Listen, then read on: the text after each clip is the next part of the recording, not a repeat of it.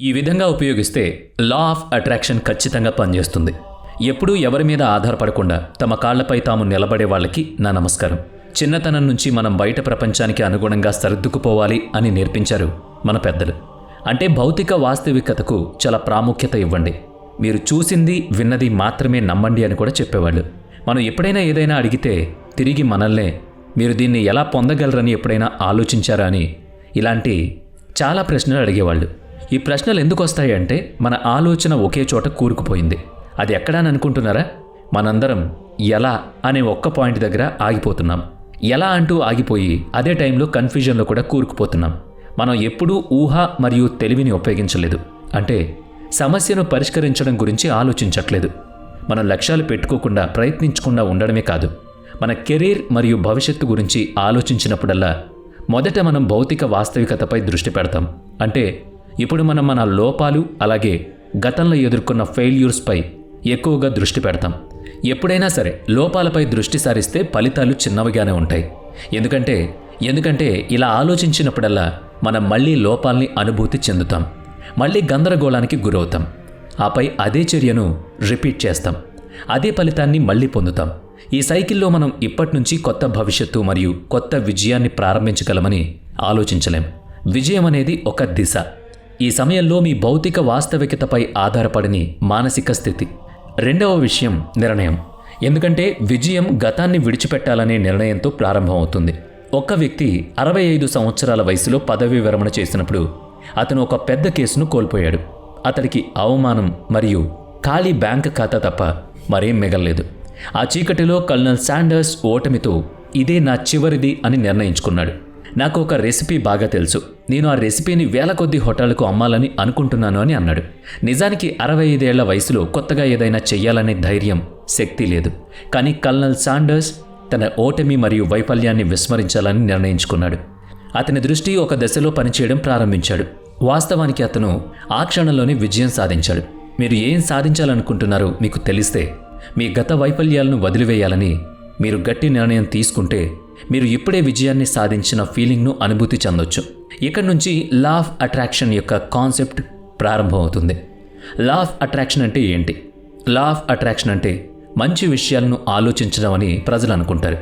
కానీ లోతుగా అర్థం చేసుకోండి, లా ఆఫ్ అట్రాక్షన్ అంటే మీ అంతర్గత ప్రపంచం, ఫలితాలపై పూర్తి బాధ్యత వహించడం. అది సక్సెస్ అయినా ఫెయిల్యూర్ అయినా సరే, మనస్సు, శరీరం, సంబంధాలు మరియు ఫలితాల రూపంలో నా ప్రోగ్రామింగ్ మాత్రమే నా చుట్టూ ప్రదర్శింపబడుతుందని మీరు ఫిక్స్ అవ్వాలి. ఒక వైబ్రేషన్ ఎలా ఉంటుందో అలాగే అనుభూతి చెందాలి. కెమిస్ట్రీ చదివిన వాళ్ళకి అన్నీ పరమాణువులతోనే తయారవుతాయని ఐన్స్టీన్ అంటాడు.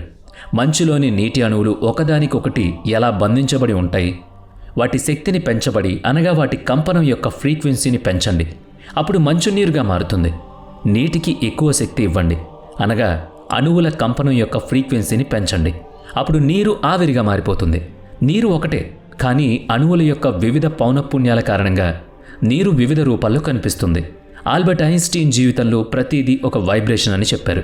లక్ష్యం యొక్క చిత్రాన్ని చూస్తే లక్ష్యం పూర్తయిన తర్వాత ఏదైనా మంచి మరియు శుభం జరుగుతుందని.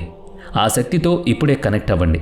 అంటే ఇప్పుడే ఆ అనుభూతిని అనుభవించడం ప్రారంభించండి, వర్తమానంలో జీవించడం ప్రారంభించండి అని బాబ్ ప్రాక్టర్ చెప్పారు. ఆ చిత్రం ఏదైనా చేయడం ద్వారా వ్యక్తపరిచి ఉండాలి. మీరు సహాయం చేయకుండా ఉండలేరు, కానీ అది అంత సులభం కాదు. మనం మన ఫ్రీక్వెన్సీని నియంత్రించలేం. అందుకే ఎప్పుడూ మనం మన ఫలితాలకి భిన్నంగా ఉంటాం. అందుకే విజయం మనకి అనిశ్చితంగా కనిపిస్తుంది. దీనికోసం మన మనస్సు మరియు ఆలోచనలు, నియమాలను అర్థం చేసుకోవాలి. దీనికి సంబంధించి మనం ముందు సబ్కాన్షియస్ మైండ్ నుంచి మొదలు పెడదాం. ఇది మీ శరీరంలోని అత్యంత ప్రభావవంతమైన భాగం.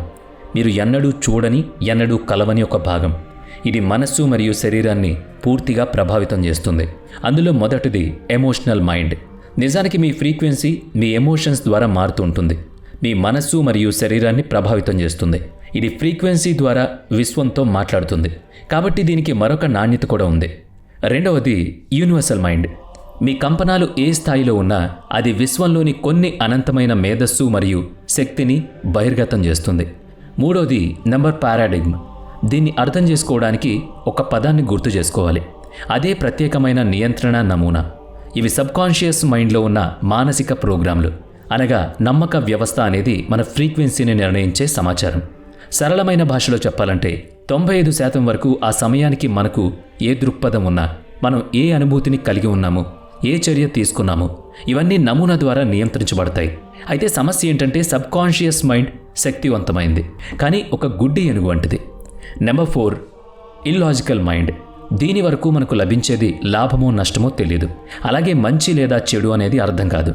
ఇది కేవలం ఒక నమూనా ప్రకారం ఫ్రీక్వెన్సీ మరియు ఫలితాన్ని ఉత్పత్తి చేస్తుంది. పారాడిగ్మ్ అంటే సబ్కాన్షియస్ మైండ్లో కొన్ని నమ్మక వ్యవస్థలు ఉన్నాయి. ఈ నమ్మక వ్యవస్థలు ఏదైనా కావచ్చు. మంచివి, చెడువి, అశాస్త్రీయమైనవి, సరైనవి లేదా తప్పు కూడా అయి ఉండొచ్చు. దీన్ని ఒక ఉదాహరణతో అర్థం చేసుకుందాం. పారాడిగ్మాగా ఎలా మారాలి? బాల్యంలో కాన్షియస్ మైండ్ యొక్క వడపోత లేదు. ఏది జరిగినా అది భావోద్వేగాల ద్వారా లోపలికి ప్రవేశించేది. చిన్నతనంలో ఒకప్పుడు ఇంగ్లీష్ టీచర్ కోపంగా నీలాంటి వాళ్ళకి ఇంగ్లీష్ నేర్చుకోవడం చేత కాదని చెప్పినప్పుడు నిస్సహాయంగా అనిపిస్తుంది. ఆ క్షణంలోనే ఇంగ్లీష్, నిస్సహాయత అనేవి ఒక నమ్మకంగా మారి మన సబ్కాన్షియస్ మైండ్లో స్థిరపడ్డాయి. ఇప్పుడు ఇంగ్లీష్ మన ముందుకు వచ్చినప్పుడల్లా అదే చిన్నతనంలోని బలహీనత లోపల నుంచి అనుభూతి పొందుతున్నాం. అప్పుడు కొత్తగా ఏదైనా చేయడంలో కూడా ఈ నిస్సహాయత భావం మొదలవుతుంది. కాలక్రమేణా ఏదైనా కొత్త విషయం నేర్చుకోవడంలో ఇది ఓ అడ్డంకిలా మారిపోతుందన్నమాట. ఆలోచనలు మరియు సమాచారాన్ని అంగీకరించే లేదా తిరస్కరించే శక్తి కాన్షియస్ మైండ్కి ఉంటుంది. సబ్కాన్షియస్ మైండ్కి ఈ శక్తి ఉండదు. నిజానికి కాన్షియస్ మైండ్కి 6 శక్తులున్నాయి. ఊహ, జ్ఞాపక శక్తి, తర్కం, అవగాహన, లాజిక్, అంతర్దృష్టి. వీటి సహాయంతో కాన్షియస్ మైండ్ ఈ 3 పనులను చేయగలుగుతుంది. అంటే ఇది ప్రతి దానిలో మంచిని చూడగలుగుతుంది. ఇది అడ్డంకిలో మార్గాన్ని కూడా చూడగలుగుతుంది. శ్రమలో ఆనందాన్ని కూడా చూడగలుగుతుంది. రెండవది, కాన్షియస్ మైండ్ గతం నుంచి విముక్తి పొందడం ద్వారా కొత్త దృష్టిని సృష్టించగలదు. సబ్కాన్షియస్ మైండ్ని విజయం మరియు సఫలీకృతం యొక్క భావాలను మళ్లీ మళ్లీ అనుభూతి చెందేలా ప్రేరేపించగలదు. చేతన మనసు పునరావృతం ద్వారా నమూనాను మారుస్తుంది. మీరు ఏ లక్ష్యాన్ని సాధించాలనుకున్నా మీరు ఇప్పుడు దాని పాజిటివిటీస్తో కనెక్ట్ అవ్వాలి. మీరు మీ ఫ్రీక్వెన్సీని మళ్లీ మళ్లీ మార్చాల్సి ఉంటుంది. ఇలా చేయడం ద్వారా ఉపచేతనాల్లో కూర్చున్న ప్రతికూల నమూనా స్వయంచాలకంగా తొలగించబడుతుంది. నిరంతరం విజయం మరియు నెరవేర్పుతో జీవించాలి. మిమ్మల్ని మీరు మార్చుకోవడానికి ఇదే ఉత్తమమైన మార్గం. ఇప్పుడు లా ఆఫ్ అట్రాక్షన్ని ఉపయోగించడానికి ఈ 4 విషయాలను లోతుగా అర్థం చేసుకోండి. ఎప్పుడైనా మీరు నిరుత్సాహానికి గురైనప్పుడు, భయం కలిగినప్పుడు లేదా చింత కలిగినప్పుడు నేను కాన్షియస్ మైండ్ యొక్క 5 శక్తులను ఉపయోగించానని మీరు అనంతమైన విశ్వానికి చెప్పుకోవాలి. నేను ఏ ఫ్రీక్వెన్సీలో ఉన్నా చీకటిలో పని లేకుండా కూర్చుంటాను. నా ప్రస్తుత వాస్తవికతను చూసి భయపడుతూనే ఉంటాను.